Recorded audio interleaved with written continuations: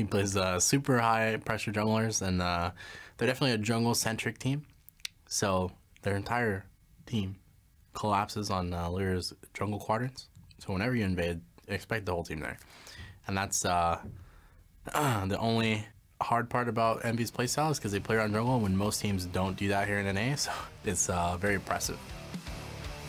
Welcome back to Game 2 of CLG versus Team Envy. You just heard from aphromoo talking about playing against LirA and playing against Envy's jungle-centric style, but last game, CLG did a great job of shutting him down. I mean, yeah, they did a great job. They also were able to catch him out level 1. That helped, and it looked like it kind of affected his playstyle as well. Yeah. For LirA, that was a very bad game compared to his averages. As you can see right there, you know, the 0.6 KDA, negative gold differences. These are not things that you're used to seeing from LirA. You know, positive gold average. He's got one of, you know, the strongest early games that we're used to seeing from North American LCS junglers. But CLG, they had the number in game number 1. Game number 2, Envy, probably not going to let him get, you know, a level 1 pickoff like that, but we'll see if it actually does change the way that the game is played, because LirA is going to be aggressive, as aphromoo talked about, and it's a style that Envy, you know, like to try and get off the ground pretty early on. So we'll see if they have any more tricks in their up their. I was gonna say bag, then sleeve. It's tricky. The sleeve bag. Yeah, we'll see how many. Sleeve bag. The Envy sleeve bag better have some sort of an answer in it, because if game 2 goes like game 1, they're gonna find themselves swiftly defeated by CLG. And remember, this team's whole goal, they want to prove that they can go to playoffs and not just say, okay, we're gonna go to the first round, and then the other teams are just better than us, so we'll probably just lose. They want to say, we can go all the way. We can go far. And to be fair to them, Envy, in their last game versus Team Dignitas, which is another one of the playoff teams, they beat them. In their last game versus Cloud9, they beat Cloud9 as well. The problem for Team Envy is mainly moving ahead. Their schedule is literally the hardest as far as their opponents' win records of any of the teams in the North American LCS. So that's why a lot of people, don't have a tremendous amount of confidence that they're going to push up super high, because the strength of the remaining schedule for them definitely looks difficult. I mean, when you looked at the graphic that Dash and Mark had at the top of the day when they were talking about that, Envy's was the only one in big critical red numbers, because their opponents had a combined win percentage of like 70% or something completely crazy, while everybody else is messing around with 30s and 40s and 50s. Well, I guess Cloud9's the only one that gets 30s because they have the easiest schedule remaining, but still far and away from a 70% win rate on their opponents. Envy's got their work cut out for them, and every single win they can manage to find is going to be absolutely huge for this team, especially talking about seeding. Yeah, the seeding is going to be important. And able to do that, though, they're going to have to get through Darshan. And let's talk about him a bit, because he had such a good game in game number 1 on that Camille. 1v2s, 1v1s, outplays. You know, he was the one who actually flashed forward and got the stun onto LirA to set up the binding for that first blood, for Omar to actually get the rewards for it. But yeah, definitely strong performances from him. And this has been, an improvement split for Darshan. He's been playing, very consistent, basically, I'd say, as far as a lot of the good tank play and some split pushing right on in there to boot. Well, let's see how we go here in draft number 2, as Thresh is instantly banned away by CounterLogic Gaming. Team Envy going to take Zach off the table as well.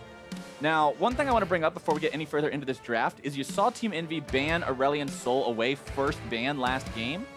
And I'm wondering if they're going to ban him away in the first ban phase again, or if they're going to leave it open, since a lot of the time CLG won't pick it until one of their last picks anyway.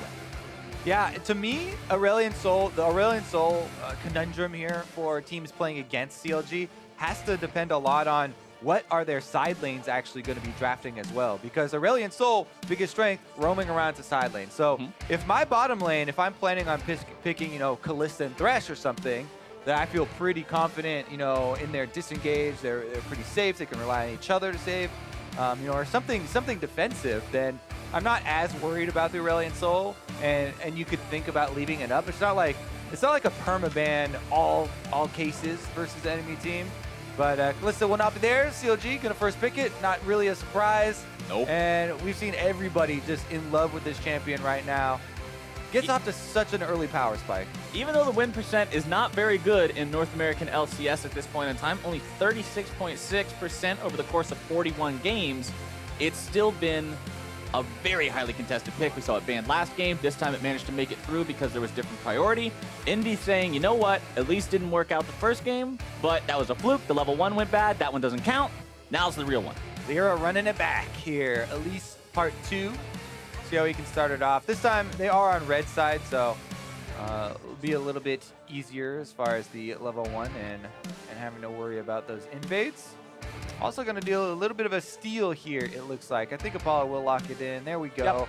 He's also a fan of the Tristana currently. Also, the reason is that he's against Kalista. Everybody loves Tristana into Kalista. Yep. You're able to get a little bit quicker of a trade with your explosive shot than Kalista is early on. That being said, it has not scared anyone off of the first pick priority of Kalista, even if Tristana is there and ready for that soft-ish, lane counter pick.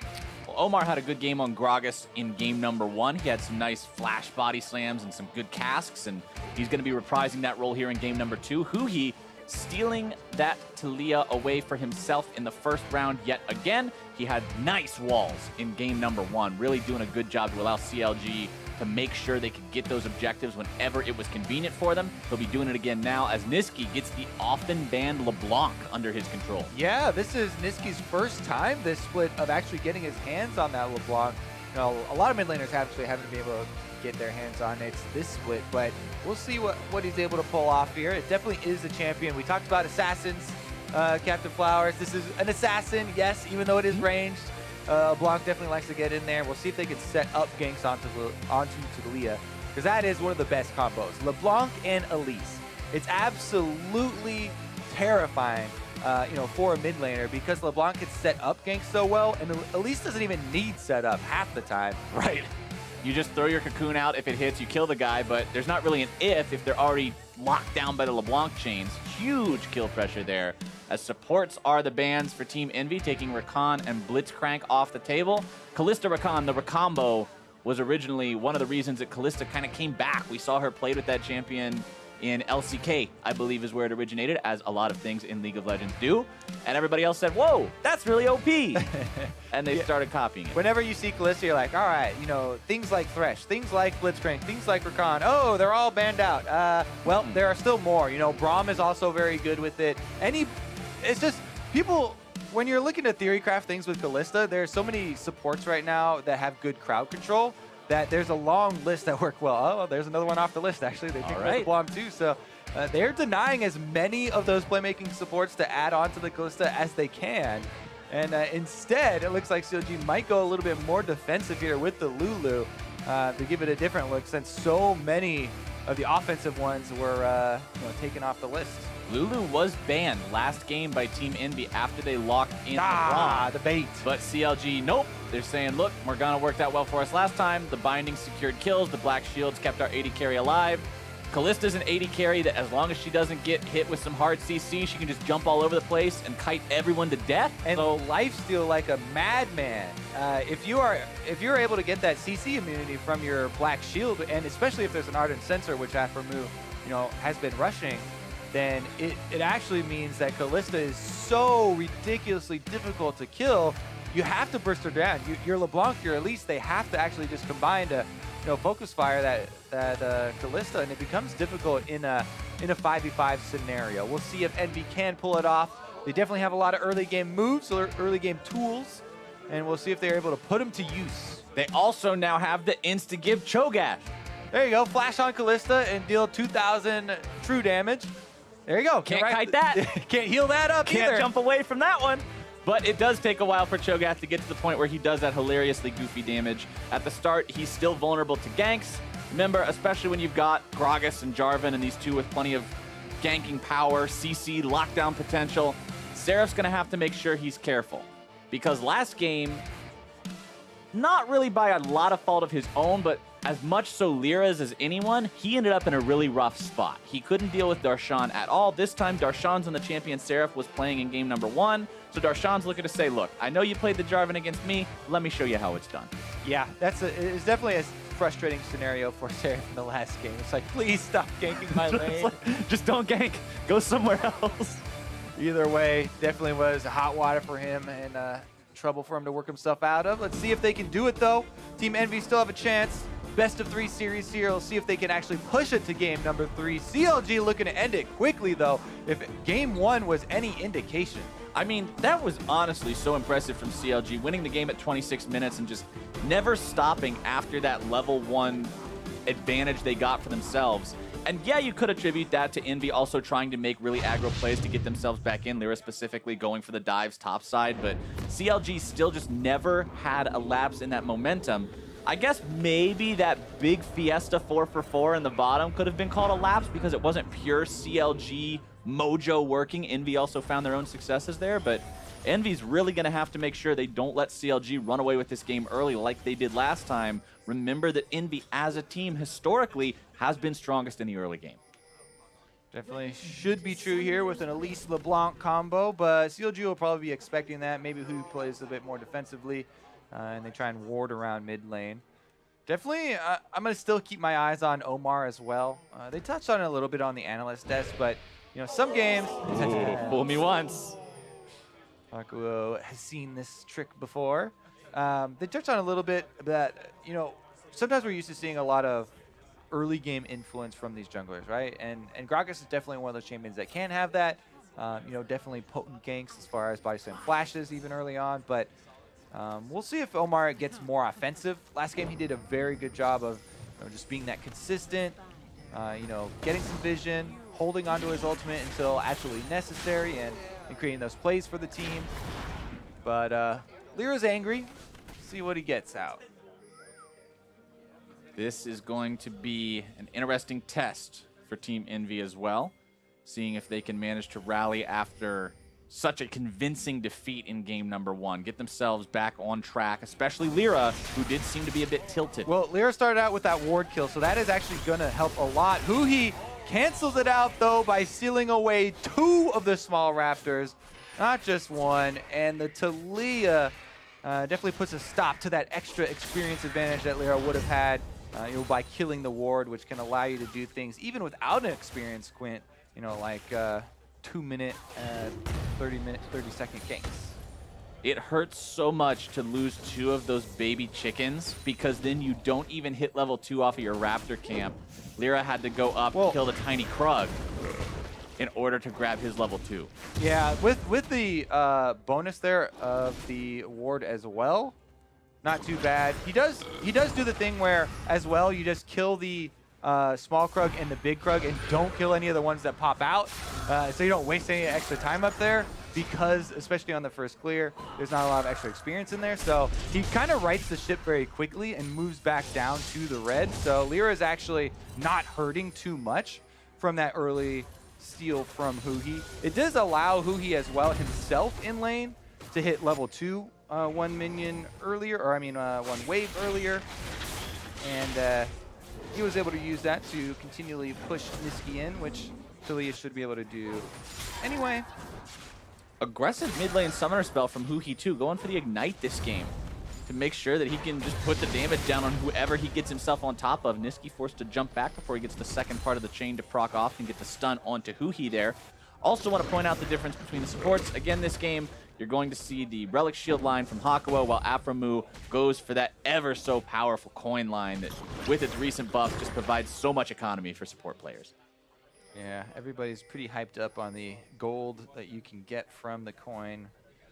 And no surprise, really, that the Braum's going with the Jarvan for the shield, but Seraph actually, when he went in for that invade, did not drop a ward or pop the plants here with the Scrying Orb. So Omar still has the Scrying Plant as well as the Blast Cone to use if he wants to go punish Seraph. And Darshan has this wave frozen right in front of his turret.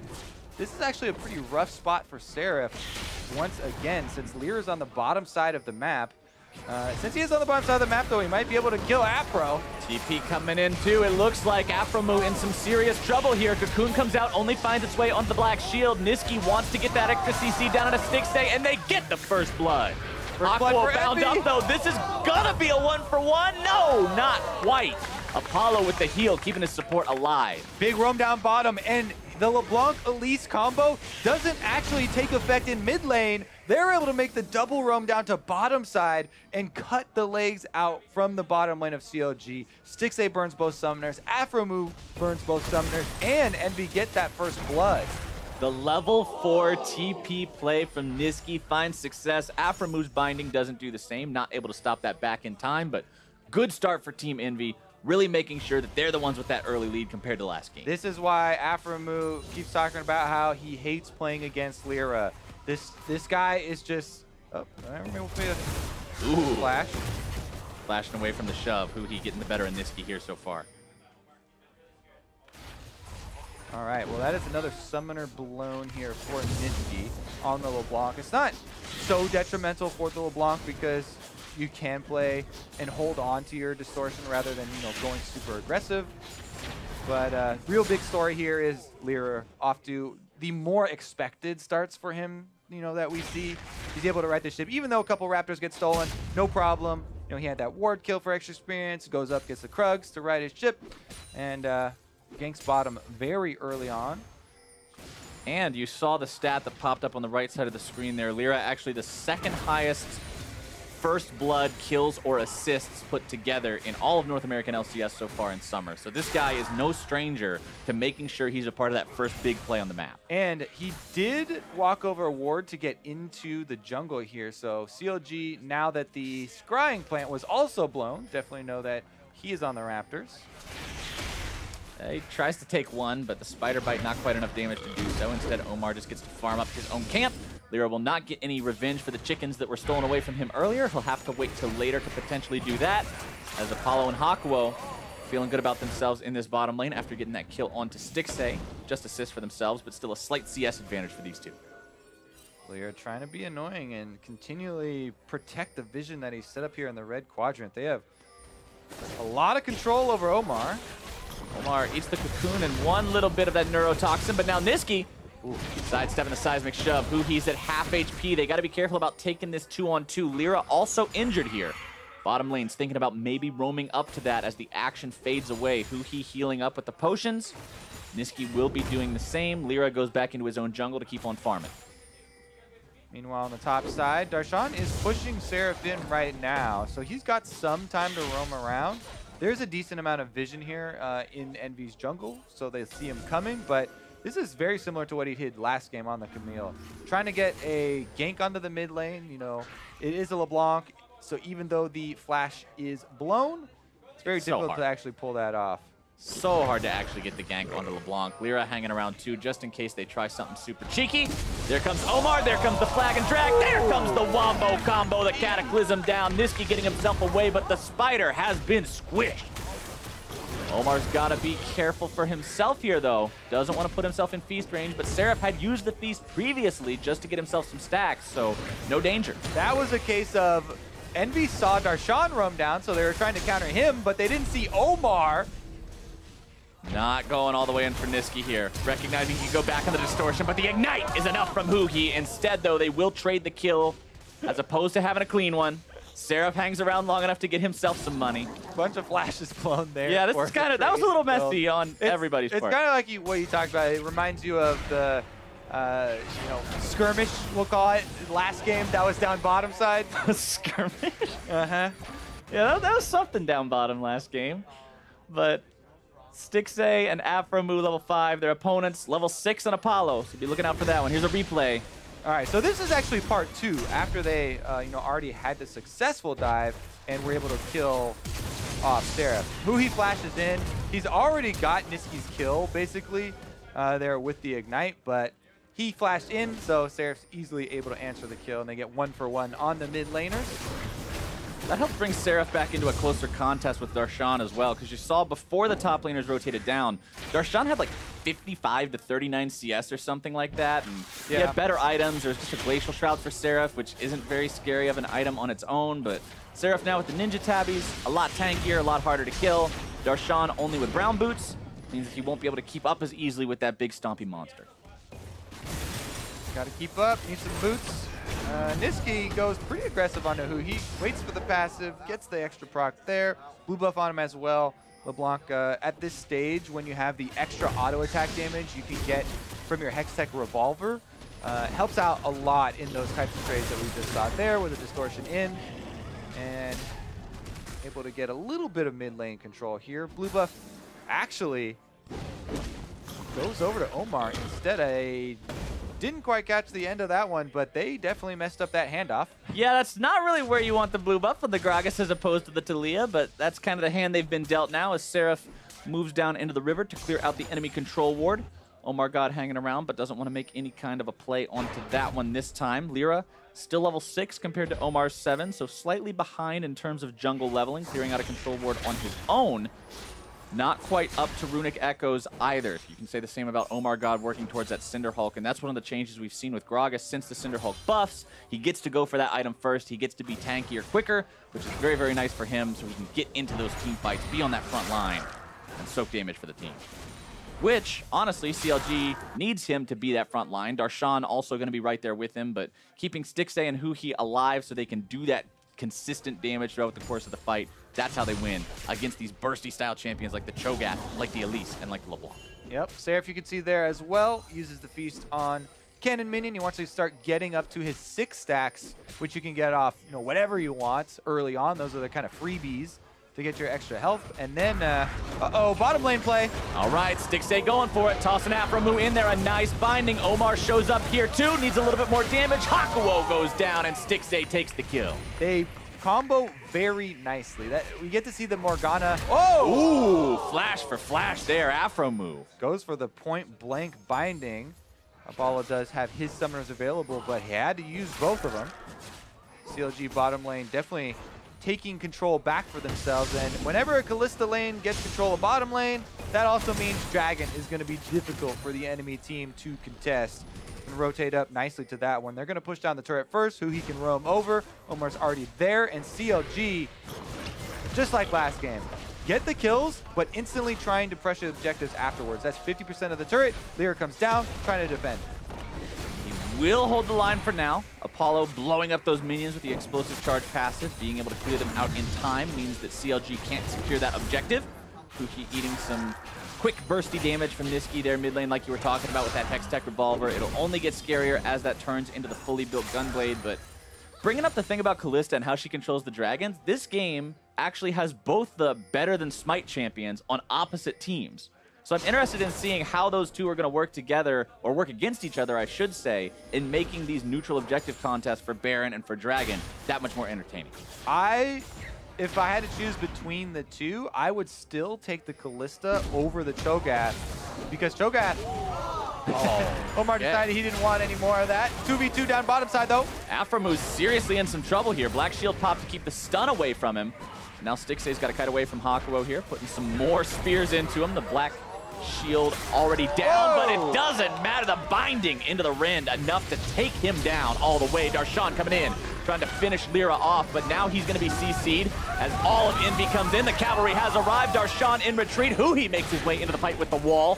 OmarGod now also on the front for CLG, trying to tank up here, getting away from the chain second proc. CLG wants turret first blood, and it looks like they'll have no problem getting it. Seraph hanging around a little bit too long, has to flash away, but the binding still finds him.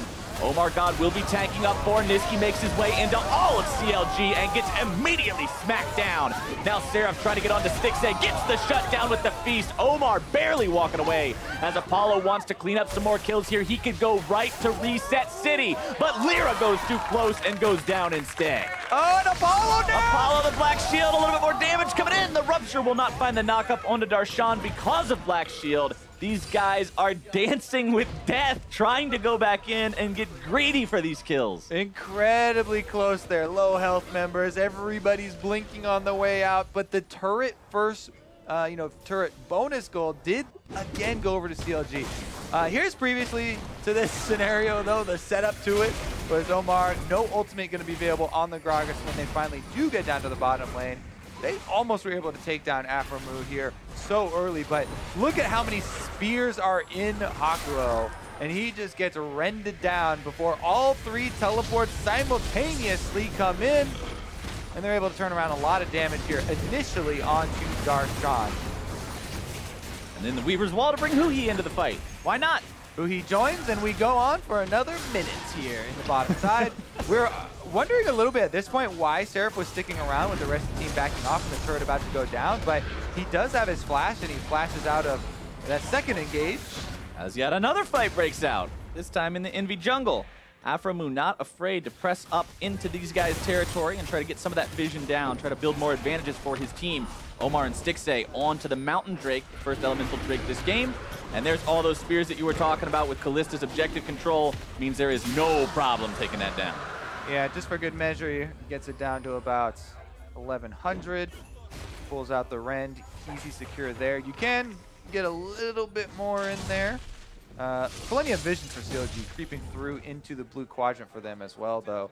And it's a similar setup to last game where they gain their little, pocket control here. First turret bonus goal. Drake comes shortly after. Now the vision starts to seep into the Envy jungle, and every new move that Envy make here is going to be a little bit easier for CLG to predict. Blade of the Ruined King also done for Stixxay. Wanted to point that one out, as you know that Seraph's going to be stacking a lot of HP on the Cho'Gath, but now he's finding himself caught out in the river.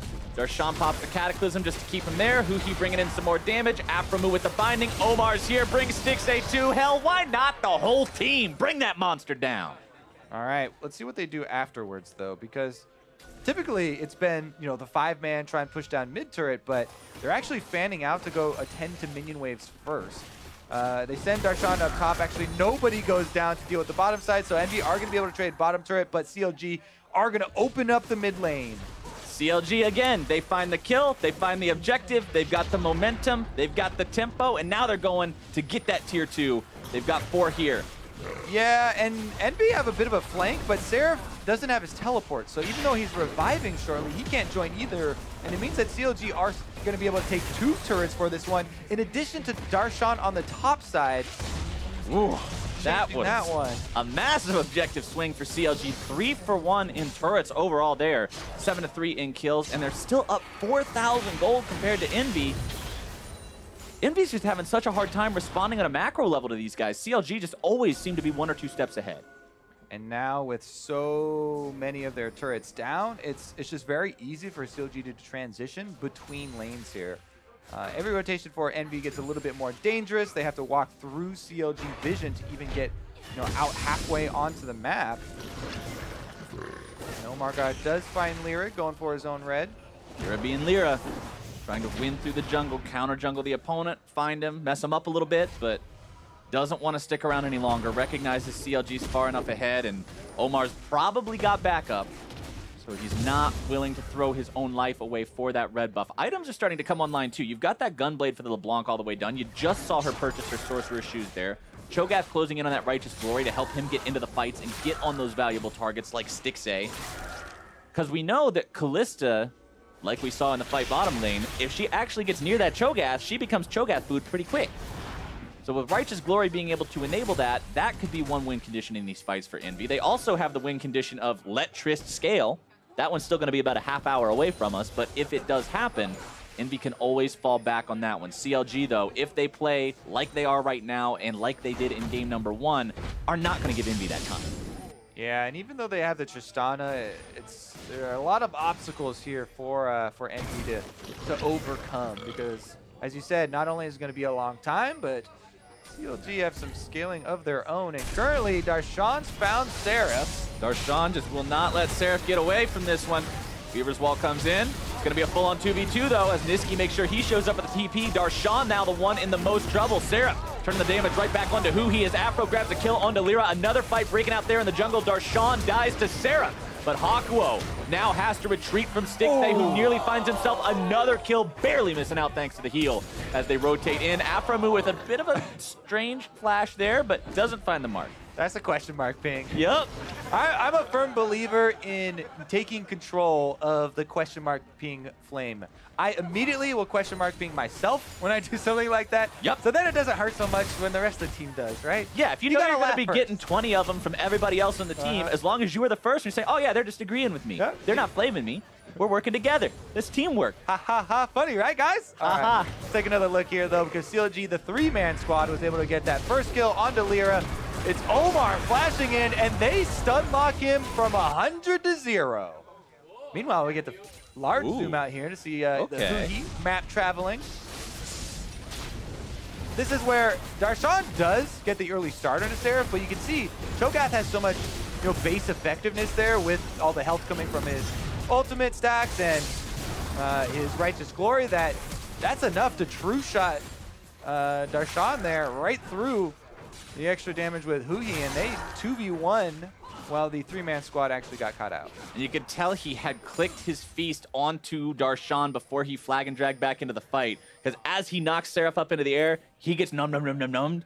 And so even though he gets the knock up, he still gets taken down first in the fight, causing Huhi to have to retreat. With a lead at 20, CLG is 18-2 in summer, and Envy is 2-15 with a deficit at 20. So if you ask the stats, Kobe, this one's looking pretty good for CLG. Well, let's ask the top lane here, because Stixxay and aphromoo got 5 members of Envy coming for their heads.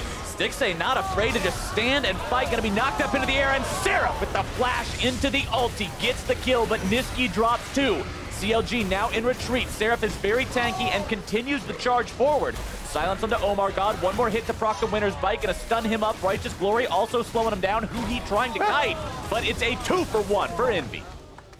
Cho'Gath, baby. Righteous Glory. He's so sticky. You get the extra slow on your Vapor Whirl spikes as well. The AoE silence, just a tremendous amount of presence there from the Cho'Gath in the middle of that one. And Envy, they take the initiative. Yes, they are behind. Yes, it's a bit rough for them, but Nisqy on the control ward calls for the extra teleport from Seraph. They catch out the bottom lane first, and even though Stixxay, as you said, puts out a lot of damage here, and Nisqy does flash the last spear there, but Ignite is already on aphromoo. So they did trade 1 kill back, even though the bottom lane got caught. Then, though, it's all the Seraph game. He chases him down, gets the slows, gets the stun from the Braum passive, and able to finish him off with his auto attack as well. A little bit of a grasp proc there to get an extra bonus damage on the jump away. Bonus regen now going the way of CLG though, as they grab themselves Ocean Drake #1, their second elemental of the game. Apollo with free firing time on the top lane tier 1 means he gets that for his team, takes him up to 2 total turrets. They're only down 2,000 gold. I mean, this isn't a death sentence for Envy. They're doing just fine with how they have the scaling AD carry and the burst potential from the rest of the team. And Seraph is just a huge threat. He definitely is. He lands the Rupture here, but now is a bit 1v3. Nope, Darshan gets hit by the chains though, slows him down enough to get away for Envy. Trying to make sure that they don't overcommit to anything now. They've done well keeping themselves in the game, not allowing CLG to run away with it. This is a 5-kill Cho'Gath, by the way, with Seraph here getting quite big.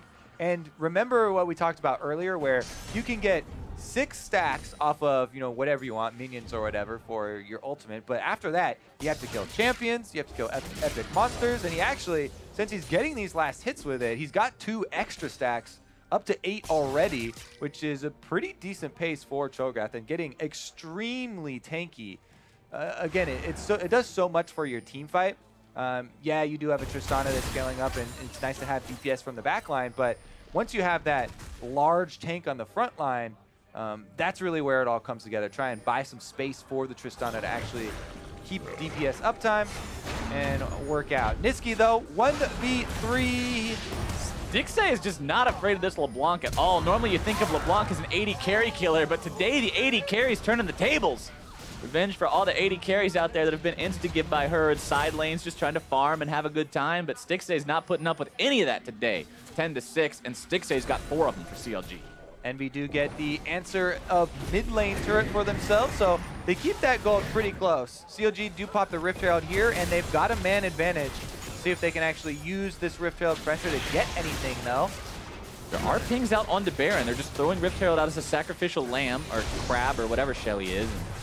Now they go for the Baron. Timer was running out, but they do use it as a distraction. aphromoo trying to buy some time, and Huhi walls off Team Envy. That might be enough to secure it. I love this use of the ulti from Taliyah to block away the objectives from the enemy team. They secure it for themselves, and now LirA's in some trouble. The stun comes out, the damage comes through, and the wombo combo alley-oop to take down the enemy team. LirA and Seraph both out of the picture. Oh my goodness, CLG. Is Huhi even done yet? He's chasing down Hakuho here. Whoa, okay, gets stunned up. All right, he's a little bit far forward, but instead it's Apollo who gets punished. The flash from Darshan with the Tiamat active for the final hit. That's definitely going to be a push on mid lane then. They just got 2 extra kills off of the back of that one. It's going to be an inhibitor. That's what you do, Kobe. You get Baron, you kill 3 guys, you run her down mid, and you grab yourself the inhib. This is a game now blown wide open for CLG. It was so close. Envy looked like they were doing such a good job holding on, but the call to get Baron from CLG, the wall from Huhi, it all worked together. Team fighting right here with the LeBlanc and the Elise, a little bit more difficult. Really nice pickoffs from CLG to get this, right? As you said, the distraction here with the Rift Herald down mid lane, it doesn't seem like it's going to be a big issue because, oh, you know, they can't really burn through Baron that fast. Yeah, they have a mountain, but oh no, now the delay of the Taliyah wall comes in, cuts them off. This Taliyah wall buys time for them to burn through the second half of Baron. They needed every second of it because right when they arrive here, Baron is finished up, Darshan goes over, alley-oop from Omar, and they're able to get the dunk. Count it, 2 points there as they get 2 more kills and chase off Envy.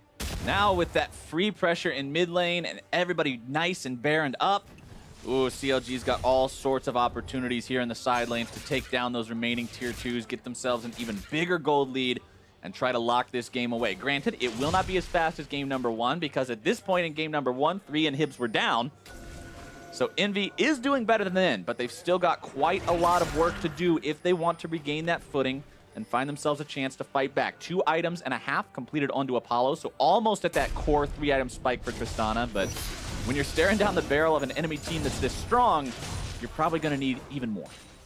Yep, and here they come. Not slowing down one bit. CLG looking to move up those standings and try and get one of the high-rated buys for the playoffs here. Weaver's Wall, again, used well by Huhi to try to secure these objectives. This is what that ultimate is so adept at accomplishing, but a 2-man rupture, a lot of damage coming out onto Darshan. The shield barely keeping him alive through that feast. Apollo has actually knocked away a couple of people at different moments in this game that were very low health. Not quite getting to execute damage. Here comes Darshan right back with the teleport, though. All right, Feast is down. Now the fight can start. A lot of spears down there into Hakuho as CLG breaks open inhibitor turret number 2, going for the inhibitor itself. OmarGod, the only one hurt. CLG is mission accomplished status now. Getting themselves back, they can regroup bottom lane with the remaining 1 minute of their Baron and start pushing that last line of defense. CLG get off the Baron empowered recalls then.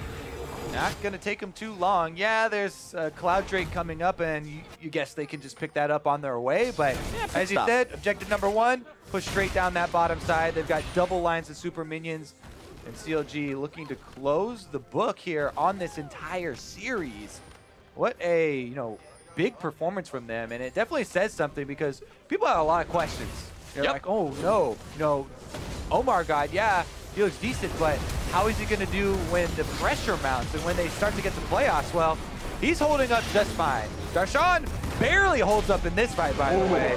Gets all the shields, needs all the shields. So I would say I'm not going to blame Apollo for, knocking that one away because you don't calculate in the heal plus the double shield there with the lock, with the activation as well.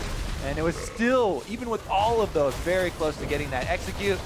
Definitely is a feel bad moment when you knock away someone like that, but that's the least of their problems at this point because CLG are at the door knocking and they want the inhibitor to answer. Time for the miracle defense from Envy or the end of the game likely here.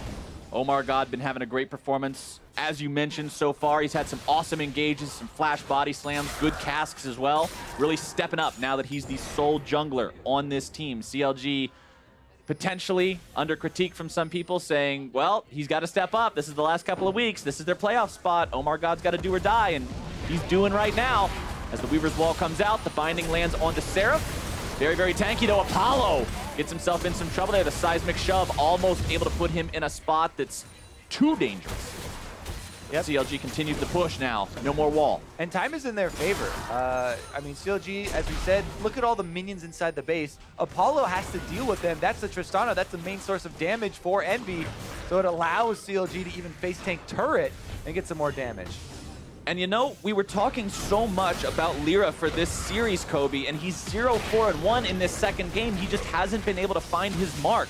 and get himself back to where he wanted to be. He was part of the first blood that Envy got so early with that rotation from the LeBlanc with the teleport. But after that, he's just been coming up with zeros. And a lot of it is due to the CLG team play. This is a team, over and over, they state how much they want to focus on team play, team camaraderie, communication, all those things really coming together for them. And it really does add to how quick they end out the games and how quickly they go for these objectives. Another engagement from CLG here. Trying to put multiple men there into the Cataclysm. Apollo knocked back, more damage from Stixxay, who does not know how to retreat, and why would you? They are so far ahead. Hakuho dies as the third man on Envy to drop, make it 4, only Nisqy remaining, and he's not going to be there for long. It's a 2 for 5, an ace for CLG, and a 2 for 0 over Team Envy. And a 2-0 for OmarGod's first series, starting the entire time. Some confidence for their new jungler and some confidence for the team moving towards the playoffs, trying to get that top spot, trying to get that playoff bye. CLG victory here. CLG feeling good about that one. That means they put the pressure on TSM to say, okay, now you got to win your first game, and then you get to stay tied with us. We're the ones setting the bar. And CLG, you can see, they look pumped, they look happy, and why would they not? They've managed to work together as a team, put these games away very quickly. Second game taking 30 minutes, first one taking 26. They showed sheer dominance from start to finish and a lot of teamwork. Definitely looking good there. Everything really on point. There were only a couple of instances in each game where things got a little bit hectic and you started to worry about who's going to come out in these frantic skirmishes, and there were some very low health moments. But in the end, it was their renewed focus on, after each of those skirmishes, instantly getting like 50% of a turret, then not overstaying for it and returning to these objectives. That's how they were able to really push the pace of this game and take the entire series, really. And it was really fun to watch. Honestly, watching a team be able to work together like that and regroup after having something that seems like a mess. Because sometimes if a team gets themselves into a spot where you take a messy fight, everything devolves into messy fights. But CLG did a wonderful job of mentally resetting. Mentally resetting in the game, mentally resetting in the season. It's not like teams go into it like, you know what, it's going to be no big deal. We'll replace one of our main players, in week 8. There's only 2 weeks left till playoffs, no problem. They obviously were having some internal issues. They were trying to work through them, started subbing, then moving to more full time here. And it doesn't answer questions. Those are still going to be floating around, especially because they still have playoffs to games to play, and the pressure is only going to get more intense for Omar from here. But things look good for him right now, and they look good for CLG actually rallying behind this roster move and finding success. Yeah, Omar wasn't just somebody who was along for the ride. He did a lot of work for this team, always on the front line, always engaging, being a part of what you saw with the catches in the enemy jungle, and even in that first game being critical to making that level 1 play, coming around and then waiting for his body slam to come back up. He seems like he's ready to step up to that challenge, which is exciting for CLG, because if they can make this roster work, this is a team that wants to go far. This is a team that wants to participate in Worlds, and this is a team that wants to be number one. Number one. And as the analyst that said, they aren't really looking for a guy to go legendary from the jungle, right? They want that tank player right now, especially, and that's what they're getting. Well, for more on that 2-0 CLG win, let's check in with Dagon and the veteran in the top lane. Thank you very much. I'm joined by Darshan. And Darshan, great series here, but let's talk about the preparation that you guys had to put in after a tough loss against Immortals. You were able to get the job this week done against Envy. Yeah, it was actually pretty hard, considering we had to shake up our roster and have a new jungler towards the end of the split, which is something I haven't really had to deal with before. So I think Omar has done a pretty good job catching up and trying to fit in as fast as he can, but we still have a lot to work on, and I think we definitely played pretty well today, but it wasn't as clean as we'd like it to be, for sure. Specifically in this series, what did Omar do that allowed you guys to carry and take the win? I think he's just really good at understanding what needs every laner has and making sure they're able to play, with vision, they're able to play with confidence, and I think he did a really good job of that. Playing with Huhi this set, I think he did really well. So it's no secret that we live in the world of tanks. In this game, you pulled out 2 different carry-type champions. Why? It seems like it would be easier to play the tanks. There's always opportunities to play carries, especially when you have Omar on a tank like Gragas. It's definitely a great time to pick a carry, and so I was really comfortable playing Camille and Jarvan, and they're really strong in the meta, so why not? it's a given that you guys are going to be playing in the playoffs, but how do you want CLG to be looking? What is the form that you want CLG to be in as you move into those last final games? Yeah, so when we like had the switch and we had to go with Omar instead of Dardoch, we're like, we have 4 weeks to essentially train up Omar and kind of become a team again. And I think the first week was a little rough. We didn't have the most ideal practice, but I think we have 3 more weeks left, and we're going to make the most of it to dominate playoffs. Like, we don't want to be a team that kind of like goes on and barely wins every set. Like, we want to be able to crush NA, and we haven't really shown that we can do that against every team, like the top teams and the bottom teams. So we definitely have a lot to work on, but when everything finally gels well together, I'll be really happy, and I'm pretty excited for playoffs. Well, you guys definitely took a great step today with your victory over Envy. Congratulations on today's game. For more on that, let's send it over to James and Mark. Thank you very much, D-Gon. CLG getting the 2-0 over Envy this time around. Darshan saying that, you know, they don't expect things to be perfect right away, and they're, you know, looking to make a lot of improvements in these coming weeks. But from where I'm standing, feels like they didn't really miss a beat subbing Omar into that starting roster. Yeah, I mean, he was saying that they weren't as clean as they wanted, but at some point you kind of have to tip your cap to Envy a little bit. They had like a 4-man roam down the bot lane early this game. I mean, if a team's willing to make that kind of play, you got to respond. Yeah, right? Something's going to happen. You're not just going to be like, oh, nothing is super clean. So right. On the one hand, I see what he's saying. You know, there's always room to improve, but for like you know, this is the first time as a starter, pretty clean series overall, 2-0. I was impressed, absolutely. Let's take a look at Champions League, because we also heard the conversation there around carries, right? We've talked all about the tanks in 7-14. Oh, the Cho'Gaths, the Zacs, and the Maokais. Well, guess what?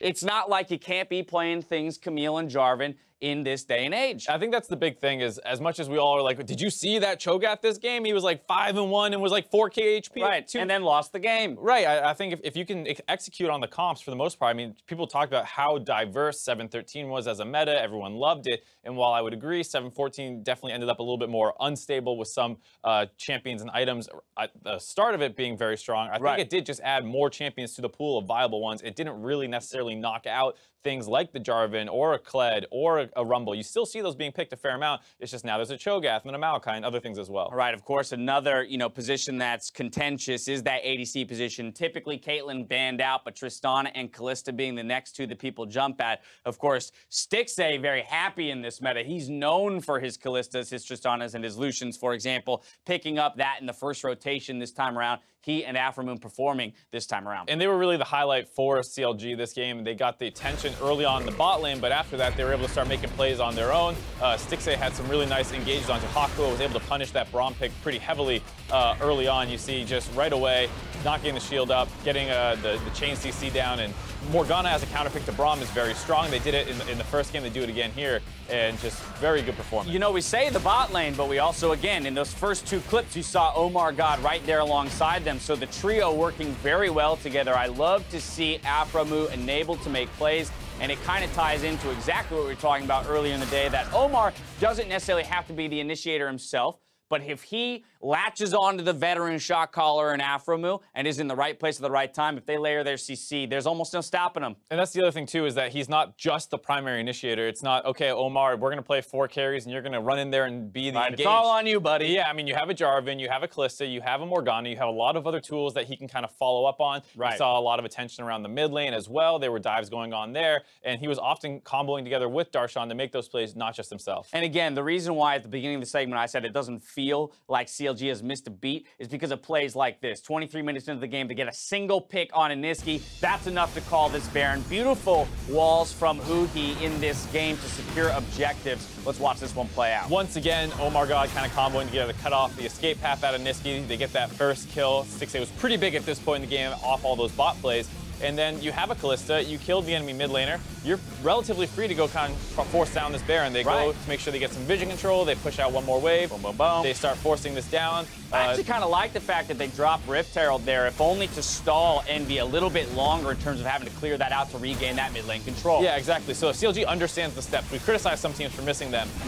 Being able to force that mid lane was important. Huhi also gets a great wall off. LirA can't get in range in time, but Envy was still walking forward, so they get the punish afterwards, able to kind of dumpster down onto LirA. Right. Seraph is going to get a trade kill onto aphromoo, who kind of got thrown next to a big Cho'Gath. But end of the day, they pick up a couple more kills with that Baron, and they're able to basically close this game out pretty cleanly after that. Again, that game had 23 minutes. It's very atypical to see a team be able to take a Baron that early on into the game in the face of 4 enemy, champions, right? If you could sneak it, great. But Envy was fully aware that that was happening and still could do nothing about it. Again, to me, it speaks to the fact that CLG is a top-tier team here in the NALCS. Just exactly like we were saying in game 1. You see them get a pick, and they can get objectives off of it. They're not a team that sits around and stalls out and wonders, oh, well, what can we get with this? They instantly try and force advantages with it. Game 1, they were grabbing turrets off single picks. Here, they grab the Baron, and after that, it's basically game over. They had like a little bit of unclean play around the top side. You could probably hear that's what Darshan was hinting at. Yep. There was a big triple knockup out of the Cho'Gath that maybe could have made that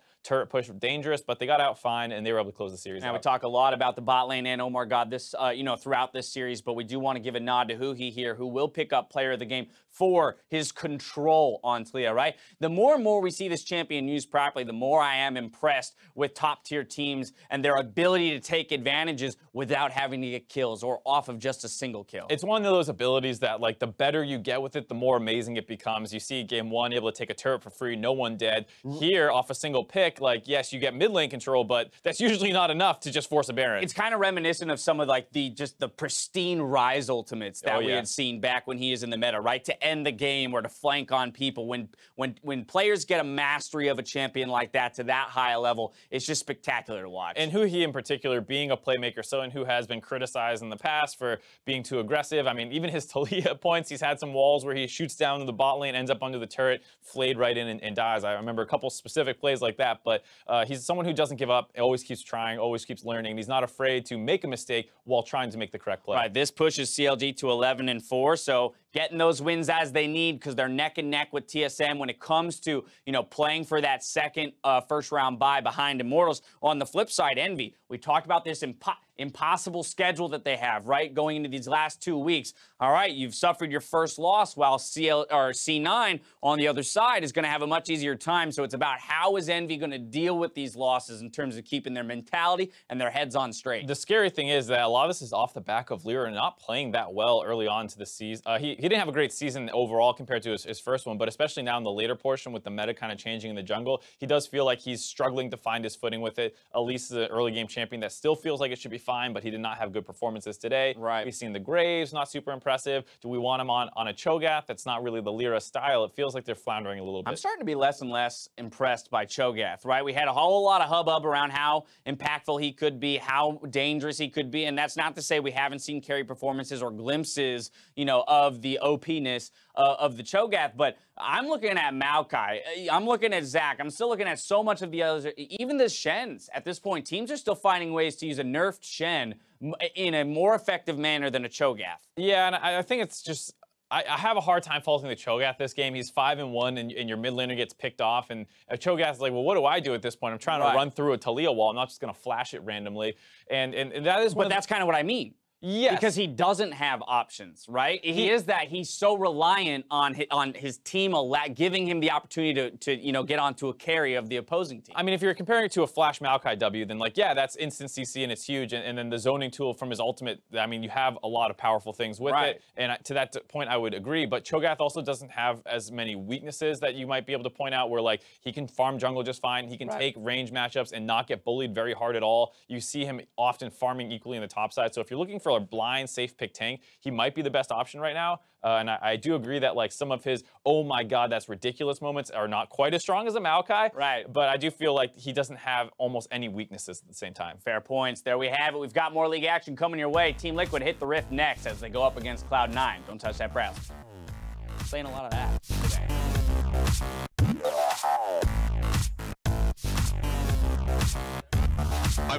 I've gotten like 20 quadra kills. Oh, 20, let me see. 2. One too many zeros. I've got so many quadra kills, you're trolling. TP coming in too. It looks like aphromoo in some serious trouble here. Cocoon comes out, only finds its way on the black shield. Nisqy wants to get that extra CC down at Stixxay, and they get the first blood. Kalista, Kalista, 13 TP. I'm here too. We're on the TP. On the TP. G4, G4. 4v4. I have no E. You can go Elise, go Elise. Go. I don't do that, go. I think Cho'Gath. Cho. I bound Cho.